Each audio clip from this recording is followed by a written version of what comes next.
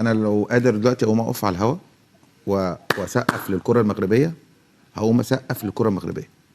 الكره المغربيه عملت مشروع وصلها لرابع العالم، ثالث الاولمبياد، بطل العالم تحت 20 سنه، دور الثمانيه بيخرج من البرازيل اللي وصلت للنهائي في اخر ثانيه في الوقت الضايع، كان رايح لتعادل كان ممكن يصعد.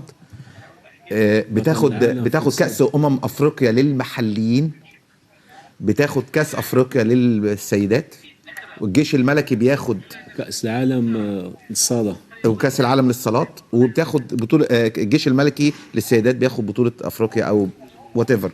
فهنا الكرة المغربية بتسطر تاريخ جديد وبتبني عليه الفترة اللي جاية. طفرة مش طبيعية. صح. انا بقول لك ان انا بقول لك اهو مش احنا بنقول الكرة كل حاجة. بكرة مفيش مفاجأة، بكرة المغرب هتكسب جزر القمر وهتكسب بنتيجة مش واحد. ما قلت شيء جديد. انا بقول كده.